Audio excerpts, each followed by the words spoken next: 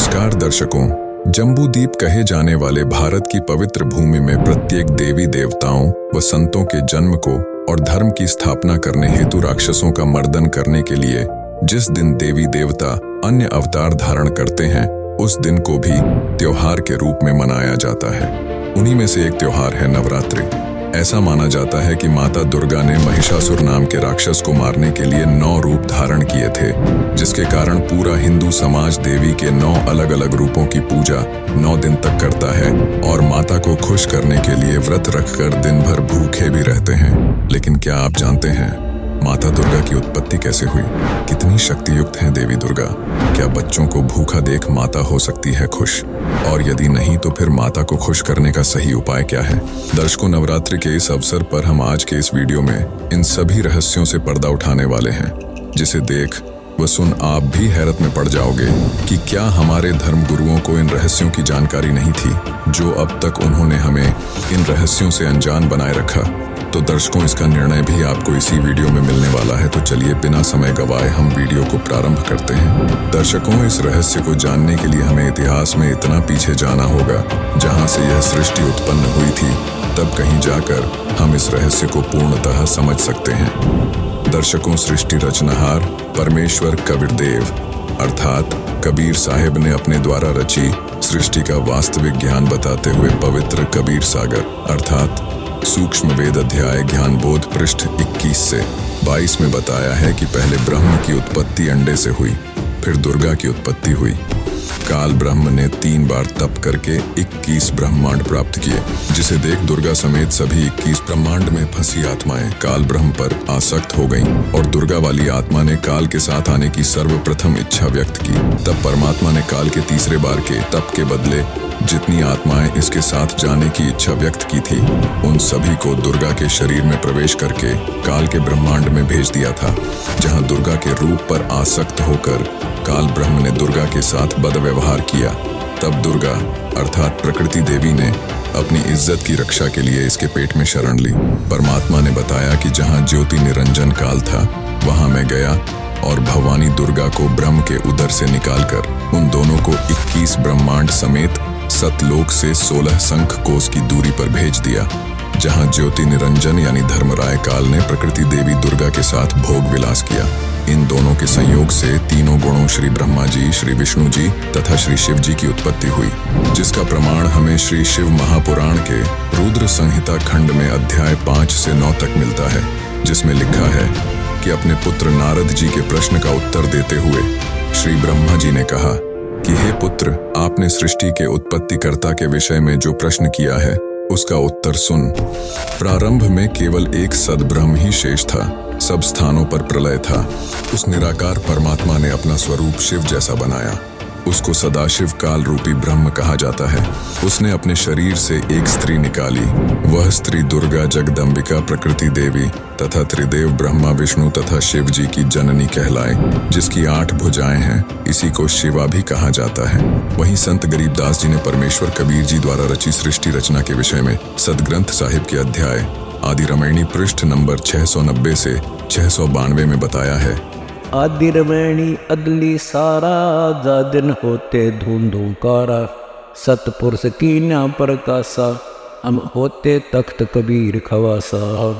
मन मोहिनी सिरजी माया, सतपुरुष कबीर एक ख्याल बनाया। धर्मराय सिरजे दरबानी, 64 युग तप सेवा ठानी। पुरुष पृथ्वी जाको दीनी, राज करो देवा रख आदीनी। ब्रह्मांड 21 राज तुम दीना, मन की इच्छा सब जग लीना। माया मूल रूप एक छाजा, मोहि लिए जिन हो धर्म राजा। धर्म का मन चंचल चित धारा, मन माया का रूप विचारा। चंचल चेरी चपल चिरागा, या के पर से सर्व सौ जागा। धर्मराय किया मन का भागी, विषय वासना संग से जागी। आदि पुरुष अदली अनुरागी, धर्मराय दिया दिल से त्यागी। पुरुष लोक से दिया ढहाई, सहजदास के दीप चल आए भाई। गरीबदास जी कहते हैं, इन 500 मिल जगत बंधाना और 184 में जीव सताना। ब्रह्मा विष्णु महेश्वर माया धर्मराय निरंजन का राज बैठाया। ये खोखापुर झूठी बाजी और भीष्ट बैकुंठ दगासी साजी। उपरोक्त अमृतवाणी का भावार्थ है कि आदरणीय संत गरीबदास जी महाराज ने बताया है कि यहाँ पहले केवल अंधकार था तथा पूर्ण परमात्मा कबीर साहिब जी सतलोक में बने तख्त यानी सिंहासन पर विराजमान थे। हम वहाँ चाकर थे। परमात्मा ने पहले ज्योति निरंजन को उत्पन्न किया, फिर उसके तप के प्रतिफल में 21 ब्रह्मांड प्रदान किए, फिर माया दुर्गा अर्थात प्रकृति की उत्पत्ति की। युवा दुर्गा के रूप पर मोहित होकर ज्योति निरंजन ब्रह्म ने दुर्गा से बलात्कार करने की चेष्टा की। ब्रह्म को उसकी सजा मिली। उसे परमात्मा ने सतलोक से निकाल दिया तथा ब्रह्म को शाप लगा कि 1 लाख मानव शरीरधारी प्राणियों का प्रतिदिन आहार करेगा तथा 1.25 लाख उत्पन्न करेगा, जिससे यह स्पष्ट होता है कि माता दुर्गा की उत्पत्ति कबीर परमेश्वर की वचन शक्ति से सतलोक में हुई थी और दुर्गा समेत हम सभी आत्माएं काल के 21 ब्रह्मांडों में अपनी इच्छा से फंसे हुए हैं, जहां हम सभी जीवों को ब्रह्म काल 84 लाख योनियों में डालकर भयंकर यातनाएं देता है और इस कार्य में माया दुर्गा भी सहयोग देती है। वहीं इस विषय में संत गरीबदास जी ने बताया है, माया आद निरंजन भाई, ये अपने जाए आपे खाई। सुन शिखर में धर्म अन्यायी, ये काल अन्यायी। जिन शक्ति डायन मैल पठाई, लाख गरा से नित उठ दूती, ये माया आद तकत की कूती। 1.25 लाख घड़िए नित भांडे, अंसा उत्पत्ति पर ले डांडे। ये तीनों चेला बटपारी, सरजे पुरुषा सरजी नारी। ये खोखापुर में जीव भुलाने, स्वप्न विष्ट बैकुंठ बनाए। ये है अरहट का कुआ लोई, या गढ़ बंजा है सब कोई। अर्थात ज्योति निरंजन काल के वश होकर के ये तीनों देवता रजगुण ब्रह्मा, सतगुण विष्णु, तमगुण शिव अपनी महिमा दिखाकर जीवों को स्वर्ग नरक तथा भवसागर में 84 लाख योनियों में भटकाते रहते हैं। ज्योति निरंजन अपनी माया दुर्गा से नागिनी की तरह जीवों को पैदा करवाता है और फिर मार देता है। जिस प्रकार नागिनी अपने बच्चों को खा जाती है, यानी काल के इस कार्य में माता दुर्गा भी पूर्ण सहयोग कर रही है। इसलिए माया दुर्गा के विषय में संत गरीबदास जी ने कहा है, माया काली नागिनी अपने जाए खात, कुंडली में छोड़े नहीं 100 बातों की बात। जिसका प्रमाण श्रीमद् भगवत गीता अध्याय 14 श्लोक 3 से 5 में भी है कि रज यानी रजगुण ब्रह्मा, सत्य यानी सतगुण विष्णु, तम यानी तमगुण शंकर, तीनों गुण प्रकृति अर्थात दुर्गा देवी से उत्पन्न हुए हैं। प्रकृति तो सब जीवों को उत्पन्न करने वाली माता है। मैं गीता ज्ञान दाता सब जीवों का पिता हूँ। मैं दुर्गा अर्थात प्रकृति के गर्भ में बीज स्थापित करता हूँ, जिससे सबकी उत्पत्ति होती है। ये तीनों गुण रजगुण ब्रह्मा, सतगुण विष्णु तथा तमगुण शिव ही जीवात्मा को शरीर में बांधते हैं, यानी सब जीवों को काल के जाल में फंसा कर रखने वाले ये ही तीनों देवता हैं। अब स्वयं विचार करें कि जो माता अपने उत्पन्न किए हुए बच्चों को मारने में अपने पति काल ब्रह्म का सहयोग दे रही हो, उसे क्या दयालु कहा जा सकता है? जिसका सीधा जवाब है नहीं, क्योंकि दयालु तो उसे कहते हैं जो किसी को मारता नहीं है और ना ही मारने में सहयोग करता। जिससे स्पष्ट है कि जिन जगत जननी माता दुर्गा को हम दयालु मानते हैं, वह माता भी दयालु नहीं है और उनकी शक्ति भी सीमित है, क्योंकि माता दुर्गा अष्टांगी अर्थात 8 भुजाओं और 64 कला की माता है। जबकि काल ब्रह्म गीता अध्याय 11 श्लोक 46 के अनुसार 1000 भुजा और 1000 कला का भगवान है। अब देखिए काल के एक ब्रह्मांड में बने लोगों की वास्तविक जानकारी चित्र के माध्यम से। ये एक ब्रह्मांड है, ये एक ब्रह्मांड का चित्र है। ये ऐसा समझो, ये एक ब्रह्मांड है। ये सारा कुछ, ये जो बाउंड्री नजर आ रही है आपको, ये एक ब्रह्मांड है। इसकी इलिप्टिकल शेप है अंडे जैसी। इसको अंड भी कहते हैं, इसी को ब्रह्मांड भी कहते हैं। इसमें देखिएगा नीचे के ये 7 लोक, ये वितल, महातल, तलातल, पाताल, रसातल, सूतल, अतल आदि, और ये पृथ्वी हम जिस पर रहते हैं। और ये ब्रह्मा जी का लोक, ये शिव जी का लोक, ये विष्णु जी का लोक। इस एक ब्रह्मांड के अंदर सामग्री है। या एक ये इंद्र का लोक, ये स्वर्ग और नरक इकट्ठा ही है, ये स्वर्ग लोक कहलाता है। ये मानसरोवर, यहाँ भी एक मानसरोवर इस काल ने अलग से बना रखा है। ये धर्मराय का लोक जो धर्मराज है, जो सबका लेखा जोखा करता है। और फिर ये आ जाता है ब्रह्मलोक। ये एक ब्रह्मलोक है, इसी ब्रह्मांड के अंदर ब्रह्मलोक कहलाता है सारा। ये अक्षेत्र एक ब्रह्मलोक कहलाता है। इसमें क्या है, यहाँ बहुत बड़ा वन है, जंगल है, बाग बगीचे हैं। और ये इंद्र का, इसने काल ने इस ब्रह्मलोक के अंदर नकली रचना कर रखी है। एक महाइंद्र का द्वीप, एक नकली सतलोक, उस ऊपर के लोकों की नकल करवा रखी है। अलखलोक, नकली अगमलोक और नकली अक यानी अनामी लोक। ये इस स्थान को फिर इसने बंद कर रखा अलग से। ये बहुत बड़ा क्षेत्र है, चित्र में छोटा दिखा। इससे बाहर यहाँ दुर्गा का एक द्वीप है, ये यहाँ अलग लोक है इसका, यहाँ से ये सबका संचालन करती है। इससे ऊपर ये स्थान है जो ये गुप्त है। ये स्थान जो है इस ब्रह्मांड के अंदर ये गुप्त स्थान बना रखा है इसने ब्रह्मलोक में। और यहां पर इसने 3 स्थान बना रखे हैं के संयोग से जो पुत्र उत्पन्न होता है वो सतोगुण युक्त हो जाता है, उसका नाम विष्णु रख देते हैं और ऐसी ही शकल का बन जाता है। तीसरा ये तमोगुण प्रधान क्षेत्र है, इसमें ये स्वयं शिव रूप में रहता है। इसको महाशिव कहने लगे बगैर ज्ञान से। महाशिव रूप में रहता है, दुर्गा को पार्वती रूप में रखता है। और इन दोनों के संयोग से जो पुत्र उत्पन्न होता है वो तमोगुण युक्त हो जाता है। उसको शंकर और शिव नाम दे करके ये अपनी सृष्टि चलवाता है इन तीनों से। और ये स्वयं यहां रहता। चलिए, ये 3 स्थान है, एक रजोगुण प्रधान क्षेत्र, दूसरा सतोगुण प्रधान क्षेत्र, तीसरा तमोगुण प्रधान क्षेत्र। यहां ये दुर्गा को ऊपर ले लेता है, इनकी उत्पत्ति करके दुर्गा को वापस भेज देता है। इन तीनों बच्चों को यहां नीचे भेज देता है, कोमा में रखती है ये, और फिर इनको अलग अलग स्थानों पर छोड़ देती है। इनकी राजधानियां बना करके इनको अलग अलग स्थान पर इनका विवाह करके तीनों का, और अपने ब्रह्मांड का संचालन करवाता है। इसी प्रमाण को देवी भागवत में भी देखिए। जब माता दुर्गा ने तीनों पुत्र ब्रह्मा विष्णु महेश को ब्रह्मलोक दिखाया तो उन्होंने क्या देखा? ये देखिएगा, श्रीमद् देवी भागवत सचित्र मोटा टाइप, केवल हिंदी, गीता प्रेस गोरखपुर से प्रकाशित है। इसके कौन है संपादक? हनुमान प्रसाद पोदार चिमनलाल गोस्वामी। प्रकाशक एवं मुद्रक हैं गीता प्रेस गोरखपुर, गोविंद भवन कार्यालय कोलकाता का संस्थान। तीसरे स्कंद में 123 पृष्ठ पे है। तीसरा स्कंद। भगवान विष्णु जी अपनी माता दुर्गा की स्तुति कर रहे हैं। क्या कह रहे हैं? तुम शुद्ध स्वरूपा हो, यह सारा संसार तुम ही से उद्भासित हो रहा है। मैं, ब्रह्मा और शंकर, विष्णु जी करें, हम सभी तुम्हारी कृपा से विद्यमान हैं।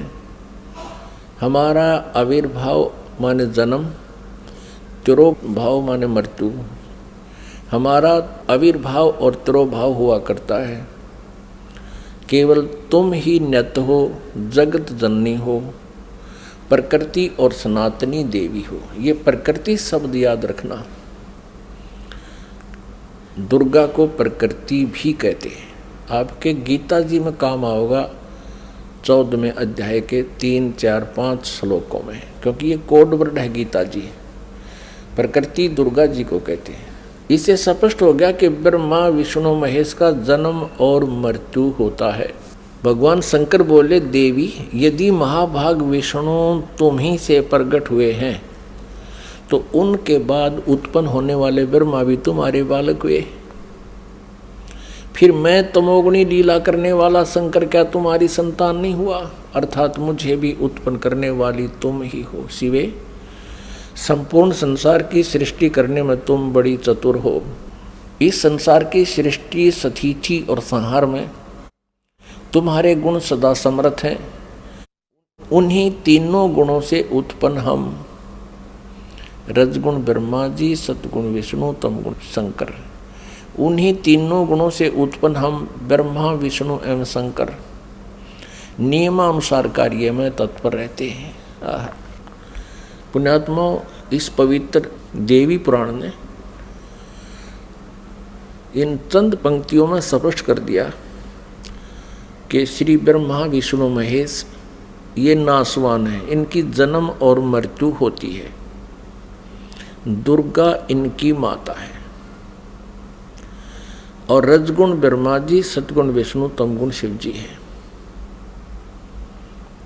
और चौथा ये कंसेप्ट क्लियर हो गया कि ये केवल नियमित कार्य ही कर सकते हैं, जिसका जैसा नियमित है, जिसका किस्मत में जो कुछ भी लिखा है उसमें ये परिवर्तन नहीं कर सकते, उनको जैसा ही दे सकते हैं। दर्शकों, गीता प्रेस गोरखपुर से प्रकाशित पवित्र श्रीमद् देवी भागवत, जिसके अनुवादकर्ता श्री हनुमान प्रसाद पोद्दार तथा चिमन लाल गोस्वामी है, के तीसरे स्कंद अध्याय 1 से 6 तक विवरण है कि कितने ही आचार्य भवानी को संपूर्ण मनोरथ पूर्ण करने वाली बताते हैं।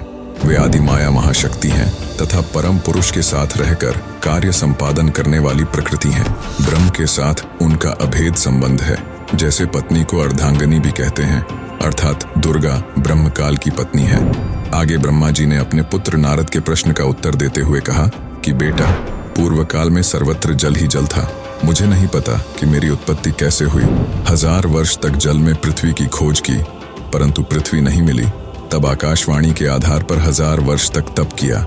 कमल का डंठल पकड़कर नीचे उतरा तो वहां शेष नाग की शैया पर भगवान विष्णु बेहोश पड़े थे। श्री विष्णु के शरीर में से प्रेत की तरह एक देवी निकली, जो सुंदर आभूषण पहने आकाश में विराजमान हो गई। तब श्री विष्णु जी होश में आए। इतने में शंकर जी भी वहीं आ गए।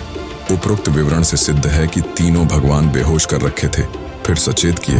फिर हम तीनों को देवी ने कहा, ब्रह्मा, विष्णु और महेश्वर, तुम भली भांति सावधान होकर अपने अपने कार्य में संलग्न हो जाओ।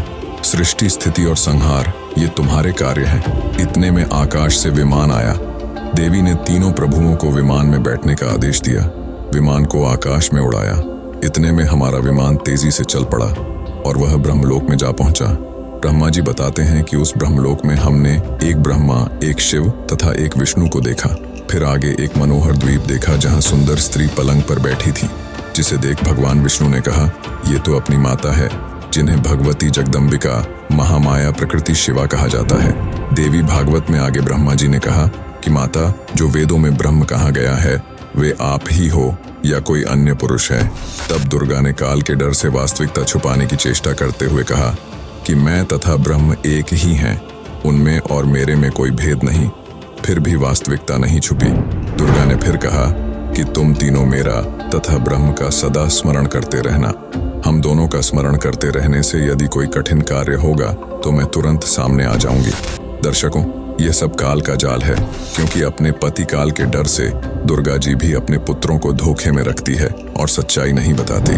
जिसकी विस्तृत जानकारी जानने के लिए संत रामपाल जी महाराज यूट्यूब चैनल पर जाकर सृष्टि रचना को प्रमाण सहित देख सकते हैं। चलिए अब आपको नवरात्रि व्रत के रहस्य से अवगत कराते हैं। हम सभी जानते हैं कि पूरा हिंदू समाज नवरात्रि आते ही माता को खुश करने के लिए कोई 1 दिन तो कोई 2 दिन तो कोई श्रद्धालु माता के 9 दिन भी व्रत रखते हैं, और हमारे धर्म गुरुओं द्वारा भी नवरात्रि व्रत से लाभ बताया जाता है। लेकिन जरा विचार करें कि क्या कोई माता अपने बच्चों को भूखा देख खुश हो सकती है? तो आप कहेंगे बिल्कुल भी नहीं हो सकती, बल्कि माता तो इससे अधिक दुखी होगी। तो एक ओर तो हम माता दुर्गा को जगत जननी यानी सब प्राणियों को उत्पन्न करने वाली माता मानते हैं, तो वह माता व्रत अर्थात पूरे दिन बच्चों को भूखा देख कैसे खुश हो सकती है? वहीं गीता अध्याय 6 श्लोक 16 में कहा गया है, नात्यश्नतस्तु योगोस्ति न चैकान्तमनश्नतः न चाति स्वप्नशीलस्य जाग्रतो नैव चार्जुन। अर्थात न ज्यादा खाने वाले की और न बिल्कुल न खाने वाले यानी व्रत रखने वाले की भक्ति सफल नहीं होती। यानी भूखे रहने यानी व्रत रखने से माता खुश नहीं हो सकती। दर्शकों, वीडियो में दिखाए गए सभी प्रमाणों से यह भी सिद्ध होता है कि पवित्र हिंदू धर्म के धर्मगुरुओं, शंकराचार्यों, कथावाचकों को धर्मशास्त्रों का ज्ञान नहीं है, बल्कि इन्होंने पूरे मानव समाज को शास्त्र विरुद्ध मनमाना आचरण करवा रखा है, जो कि व्यर्थ है, क्योंकि श्रीमद् भगवत गीता अध्याय 16 श्लोक 23-24 में कहा गया है कि जो साधक शास्त्र विधि को त्याग कर अपनी इच्छा से मनमाना आचरण करता है, वह न सिद्धि को प्राप्त होता है, न परम गति यानी पूर्ण मोक्ष को, और न सुख को ही। इससे तेरे लिए इस कर्तव्य यानी कौन से भक्ति कर्म करने योग्य हैं और अकर्तव्य यानी कौन से भक्ति कर्म न करने योग्य हैं, इस व्यवस्था में शास्त्र ही प्रमाण है। ऐसा जानकर तू शास्त्र विधि से नियत कर्म यानी जो शास्त्रों में वर्णित हैं वे ही भक्ति कर्म कर। दर्शकों, अब आपके दिमाग में प्रश्न खड़ा हो रहा होगा कि यदि किसी भी धर्मगुरु को शास्त्रों का वास्तविक ज्ञान नहीं है, तो फिर वर्तमान समय में किस संत के पास धर्मशास्त्रों का यथार्थ ज्ञान है जिससे हम नाम उपदेश लेकर अपना कल्याण करवा सकते हैं? तो आपको बता दें, मौजूदा वक्त में संत रामपाल जी महाराज ही वह पूर्ण तत्वदर्शी संत हैं जिनके पास शास्त्रों का यथार्थ ज्ञान है। उन्हीं के द्वारा इन रहस्यों को उजागर किया गया है जिससे आज तक पूरा हिंदू समाज अनभिज्ञ था। इसलिए आपसे निवेदन है कि जगत गुरु तत्वदर्शी संत रामपाल जी महाराज के सत्य आध्यात्मिक ज्ञान को जानने के लिए संत रामपाल जी महाराज ऐप से पवित्र पुस्तक ज्ञान गंगा को निःशुल्क डाउनलोड करके पढ़ें और संत रामपाल जी महाराज से नाम दीक्षा प्राप्त कर अपने मानव जीवन को सफल बनाएं। धन्यवाद।